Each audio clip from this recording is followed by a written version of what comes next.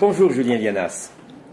Vous êtes chargé de mission dans l'Académie de Créteil, responsable du suivi et du développement des pratiques pédagogiques intégrant les technologies du jeu vidéo et de la 3D.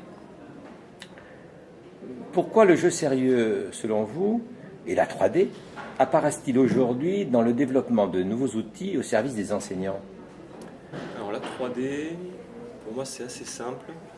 Alors la 3D, pour moi c'est assez simple, c'est l'effet, ce que j'appellerais l'effet Avatar. C'est-à-dire qu'on a eu une révolution grâce à James Cameron dans le cinéma. On s'est aperçu que la 3D avait vraiment une plus-value pour la mise en scène cinématographique. Et à partir de là, il y a eu une sorte de prise de conscience de l'apport en termes d'émotion, en termes de compréhension des dimensions que peut prendre un objet dans l'espace, grâce à ce long métrage. Et donc il y a quelque chose au niveau cognitif qui s'est passé. Ce qui s'est passé au plan cognitif, ça a d'abord concerné les jeunes peut-être, non? Ah oui, les jeunes, mais plutôt les jeunes adultes, oui. qui sont allés en masse voir le film, revoir le film. Donc c'est un mythe en fait, le mythe Avatar, hein, j'ai l'impression, qui s'est inscrit. Et ça s'est inscrit également dans la tête des industriels et dans la tête des chercheurs. C'est-à-dire que c'était là depuis un long moment, mais là une fenêtre s'est ouverte sur la 3D en disant bah, tiens, le grand public finalement est au rendez-vous. Donc qui dit grand public dit possibilité peut-être d'expérimentation et de généralisation au niveau de l'éducation. Et c'est à ce moment-là que plusieurs théories se sont rassemblées autour effectivement de tout ce qui est mémoire kinesthésique, tout ce qui est appréhension de formes complexes dans l'espace, etc. Et jeu sérieux, c'est pas antinomique? Alors c'est antinomique, hein, c'est un garde-fou.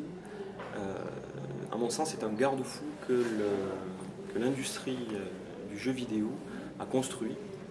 Donc c'est un artefact qui permet à la fois de créer deux pans industriels artificiels, le jeu vidéo classique et le jeu sérieux, et qui permet de créer des frontières entre les deux espaces, des frontières qui sont salutaires pour ces deux pans industriels, puisque dans le jeu sérieux, on est sérieux, on se démarque du trivial, du jeu vidéo, et dans le jeu vidéo, on reste dans le trivial. On n'apprend pas dans le jeu vidéo. Si on commence à communiquer auprès des parents en leur disant votre enfant, il passe 3 heures tous les soirs à tuer des zombies et il apprend des choses, là, ça peut être dramatique pour l'industrie. Alors, bon, d'accord, c'est passé, le grand public, vous avez parlé du grand public, vous avez parlé des jeunes adultes, mais que l'éducation nationale prenne au sérieux cela et s'en saisisse pour faire en sorte que ce soit mis au service justement des enseignants dans une démarche pédagogique, comment interpréter cela? Alors l'éducation nationale, si on entend le premier et le second degré, il y a eu, je pense, si on entend donc le premier et second degré dans le cadre de l'éducation nationale, il y a eu à mon sens une percolation du périscolaire et du parascolaire dans l'école, et percolation à la fois chez les très jeunes enfants et à la fois dans le supérieur, percolation de tout ce qui était stratégie d'éveil ludo-éducative, mais aussi tout ce qui était formation par la simulation. Alors on peut penser aux formations de pilotes, aux formations de conducteurs d'engins pour l'armée, formation des agents de secours à des situations d'urgence. Donc on a eu effectivement un encerclement de l'éducation nationale sur ce sujet-là. Et au début, il y a eu cette percolation s'est faite par le détournement, hein, c'est-à-dire que qu'est-ce qui fait la propriété, qu'est-ce qui donne la propriété pédagogique à une ressource, c'est l'enseignant qui s'en saisit. Donc l'enseignant a commencé à détourner. Ce détournement provoque une frustration. Et la frustration crée la demande chez les enseignants qui veulent des produits, qui existent des produits qui correspondent à leurs besoins. Bon, alors concrètement, dans l'Académie de Créteil, vous produisez, vous étudiez, vous analysez, quelle est votre mission véritablement? Alors on essaye de tout faire. Alors j'ai pas la prétention de dire qu'on fait tout bien, mais on essaie d'explorer la plupart des pistes qui se présentent à nous. Donc on a dans le programme éducation et jeux vidéo une partie bonne pratique, même si le terme peut être polémique, on essaie de mettre en exergue des exemples qui nous semblent fonctionner avec des enseignants pour les défendre et pour les valoriser. On essaye également de les qualifier, ces bonnes pratiques, de les formaliser pour les collecter dans une base de données. Ensuite, en dehors de tout ce qui est bonne pratique, on travaille aussi avec des chercheurs pour essayer de comprendre quels sont les mécanismes d'implication de l'enseignant dans ces projets, quelles sont les plus-values au niveau pédagogique. Et ensuite, on a une partie qu'on peut qualifier de studio en émergence, c'est-à-dire qu'on commence à avoir des chefs de projet, des enseignants qui participent à des projets donc, de génie logiciel, donc dans le cadre de création de jeux comme Donjons et Dragons. Et donc on a ces trois axes-là qui sont menés de concert. Pensez-vous que le Serious Game constitue un nouvel épisode de la révolution industrielle en marche vers l'éducation numérisée?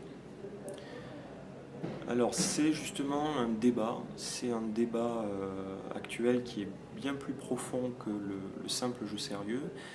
Quand je parlais de percolation, le jeu sérieux c'est quelque chose qui s'est développé en dehors de l'école, oui. Donc dans des contextes où l'enseignant n'était pas présent. Tout à fait, oui.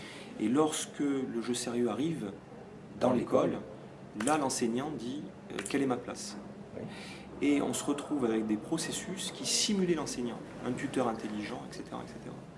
Et ces processus de simulation étaient tenus par des industriels. C'était des industriels qui étaient à la base de ce phénomène-là. Donc c'est un pas de plus, c'est-à-dire que là on va essayer de simuler non plus le fait d'apprendre, mais là on est dans la simulation et dans la production industrielle de l'enseignant et de l'enseignement. Donc alors, il y a une vigilance. Dans ce cas-là, on peut penser que le Serious Game préfigure l'évolution vers l'école virtuelle.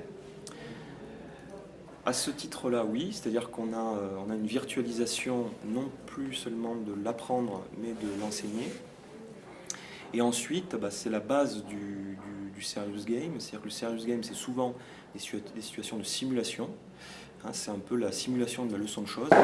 Donc on est dans la virtualisation. On ne fait plus, par exemple, l'expérience de sciences physiques sur une paillasse en classe, mais on va la faire dans un univers réenchanté, avec la manipulation de produits virtualisés.